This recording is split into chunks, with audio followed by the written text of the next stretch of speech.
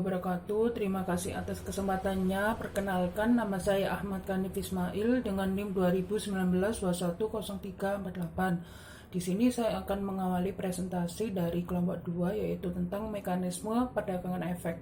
Di sini saya akan menjelaskan yang pertama, yaitu perdagangan efek. Indonesia memiliki dua bursa efek pada tahun 2007, yaitu Bursa Efek Jakarta atau BEJ yang berlokasi di Jakarta, dan Bursa Efek Surabaya atau BES yang berlokasi di Surabaya. BEJ lebih berfokus pada penyelenggaraan perdagangan efek yang berbasis saham, sementara BES lebih berfokus pada perdagangan efek yang berbasis surat utang dan derivatif. Mekanisme perdagangan efek di pasar modal selain dilakukan melalui bursa efek, dapat pula dilakukan di luar bursa efek, yaitu over the counter atau OTC. Bursa efek merupakan penyedia sarana sistem perdagangan atau trading system yang mempertemukan antara penjual dan pembeli efek, serta penyedia prasarana lainnya seperti perangkat peraturan agar perdagangan efek di bursa dapat berjalan secara teratur, wajar, dan efisien.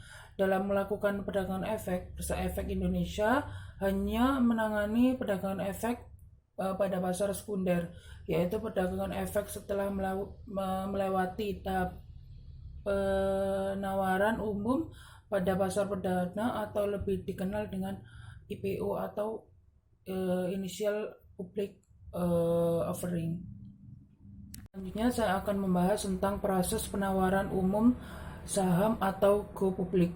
Secara umum yang dimaksud dengan penawaran umum perdana suatu saham atau sering pula disebut dengan istilah Initial Public Offering atau IPO atau go public adalah suatu kegiatan penawaran saham yang dilakukan oleh emiten atau perusahaan go public kepada masyarakat atau para modal berdasarkan tata cara yang diatur oleh Undang-Undang Pasar Modal serta Peraturan BAPEM, yaitu LK nomor 9A2 tentang tata cara pendaftaran dalam rangka penawaran umum sebagai peraturan pelaksanaan. Sebelum dapat mencatatkan dan memperdagangkan sahamnya di Bursa Efek Indonesia atau BEI, calon emiten harus melalui serangkaian tahapan proses pra-IPO terlebih dahulu. Tahapan ini dimulai dari penunjang penjamin pelaksanaan emisi efek atau land underwriter dan profesi serta lembaga penunjang pasar modal yang terdiri dari akuntan publik, konsultan hukum, notaris, kantor jasa penilai publik, dan biro administrasi efek atau BAE. Calon emiten dengan dibantu oleh lead underwriter dan profesi penunjang pasar modal mempersiapkan seluruh dokumen-dokumen yang diperlukan untuk disampaikan kepada otoritas jasa keuangan atau OJK, BEI, dan Kustodian Sentral Efek Indonesia atau KSEI. Sekian presentasi dari saya. Selanjutnya akan dilanjutkan oleh rekan saya. Terima kasih. Terima kasih atas kesempatannya. Saya Aulia Citra dengan NIM 395 akan melanjutkan presentasi dari rekan saya. Selanjutnya ada pasar perdagangan efek. Di sini yang pertama ada pasar perdana. Pasar perdana adalah pasar di mana perusahaan-perusahaan yang membutuhkan dana akan menjual atau menawarkan efek, baik berupa saham, surat hutang, efek, dan yang lainnya, secara langsung kepada calon pemodal. Nah, pasar perdana ini harga efeknya ditetapkan terlebih dahulu sebelumnya. Lalu yang kedua ada istilah dalam proses penjatahan. Nah, strategi perkembangan pasar adalah usaha untuk meningkatkan penjualan dengan memperkenalkan produk atau jasa yang sama. Dalam artian di sini produk atau jasanya itu sudah ada sebelumnya kepada masyarakat atau segmen yang baru. Jadi target pasarnya yang baru, segmentasinya. Nah, di sini ada dua istilah, yaitu undersubscribe dan juga oversubscribe.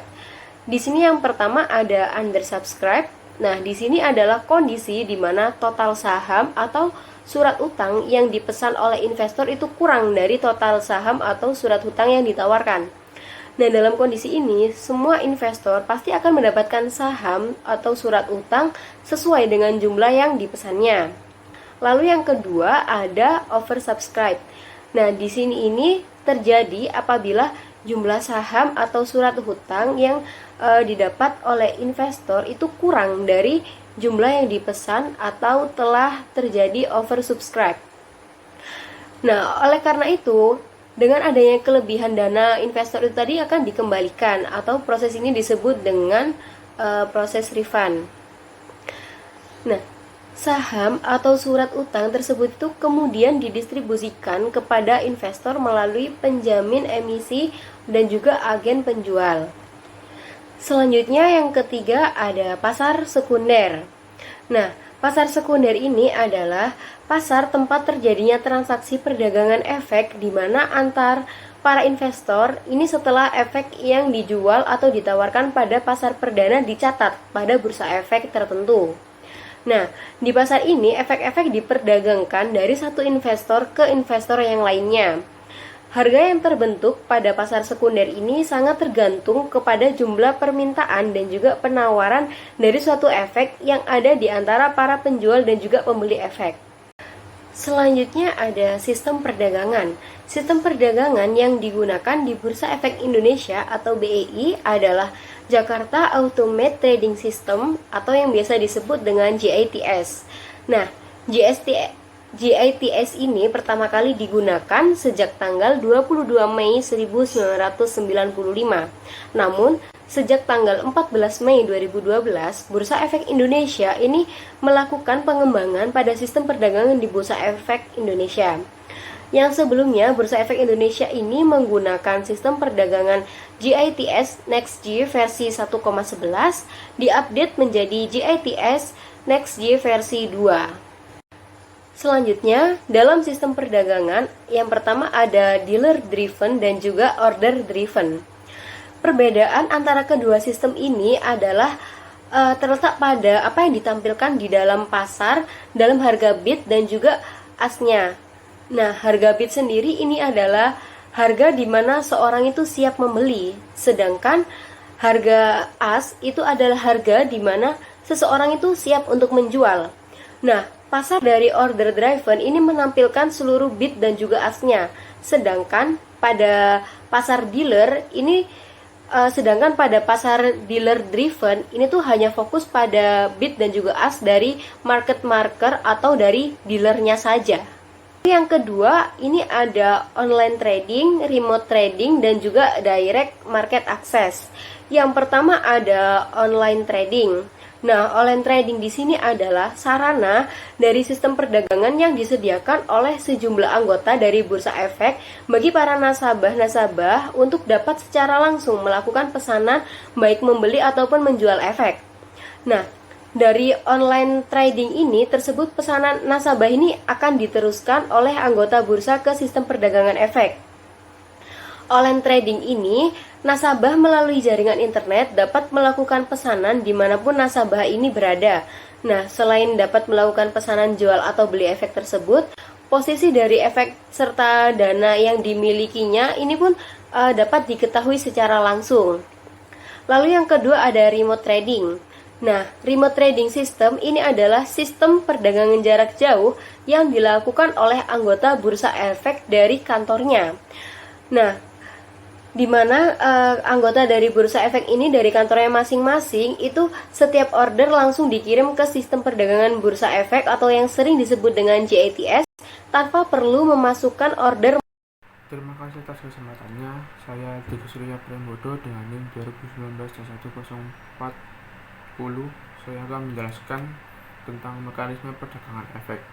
Perdagangan didasarkan pada sistem order yang artinya investor harus menghubungi perusahaan sekuritas, membuat perjanjian tertulis, dan membuka rekening efek atas nama perusahaannya.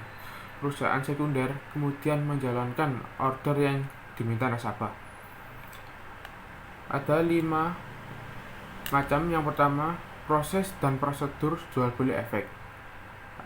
dibagi menjadi 5, menjadi proses dan prosedur jual beli efek. Yang kedua, pelaksanaan order nasabah. Yang ketiga, verifikasi dan validasi order. Yang keempat, transaksi terjadi. Yang kelima, penyelesaian transaksi. Yang kedua, segmen pasar di bursa dan penyelesaian transaksi bursa.